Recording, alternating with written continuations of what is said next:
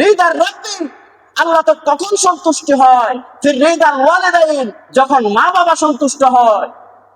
ওয়া সাখাতুর রাব্বি, আল্লাহ তো তখন অসন্তুষ্ট হয় ফি সাখাতুল ওয়ালিদাইন, যখন তোমার মা বাবা অসন্তুষ্ট হয়। ঠিক কিনা যুবক ভাইরা? আমার নবীজি পবিত্র হাদিসে পাকের মধ্যে বলেছেন, হে পৃথিবীর সন্তানেরা, হে পৃথিবীর আওলাদরা, তোমাদের পিতামাতার প্রতি তোমাদের গুরুত্ব কি? আমার নবীজি বলেছেন, রিদার রাব্বি, জেনে রাখো পিতামাতার সন্তুষ্টি হচ্ছে ফির রিদাল ওয়ালিদাইন, রিদার রাব্বি, আল্লাহর সন্তুষ্টি হচ্ছে ফির রিদাল ওয়ালিদাইন, যখন তোমার মা বাবা, যখন তোমার মা বাবা তোমার প্রতি কোনো একটা কারণে খুশি হয়ে গেছে, তখন রিদার রাব্বি, মহান আল্লাহ রাব্বুল আলামিন, আল্লাহ তাআলাও খুশি হয়ে যায়। বলেন সুবহানাল্লাহ।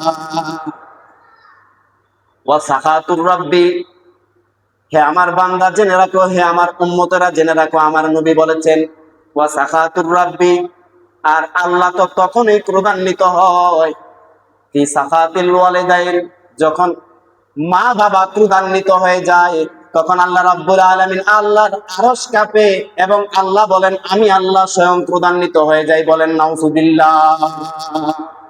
রিদার রাব্বি, আল্লাহ তো তখন সন্তুষ্ট হয় ফির রিদাল ওয়ালিদাইন, যখন মা বাবা সন্তুষ্ট হয়।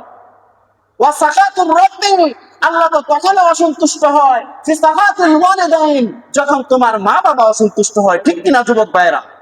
ঠিক কিনা? তাহলে আমরা কি মা বাবাকে কখনো কষ্ট দেব?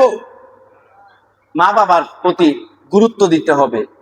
তাহলে আজকের পৃথিবীর মধ্যে সন্তান কখনো মা বাবাকে ডিনাই করে, অস্বীকার করে না। সন্তান কখনো মা বাবার সাথে বেয়াদবি করে না। সন্তান কখনো মা বাবার ডিউটি বা রেসপন্সিবিলিটি বা অধিকার সম্পর্কে সবসময় সচেতন থাকে। কেননা তাকে শৈশব থেকে কৈশোর, কৈশোর থেকে যৌবনে, যৌবন থেকে এখন অবধি আমার অস্তিত্ব, আমার সম্পদ, আজকে আমি যত কিছুই হই না কেন, একমাত্র আমার মা বাবা আমাকে দুনিয়ার মধ্যে এনেছেন বিদায়। আল্লাহর ইবাদতের পর যে মা বাবার সাথে সদ্ব্যবহার করার কথা বলেছেন, সেই মা বাবার প্রতি সন্তানের গুরুত্ব থাকতো যদি সন্তান কোরআন অনুযায়ী আমল করতো। ঠিক কিনা?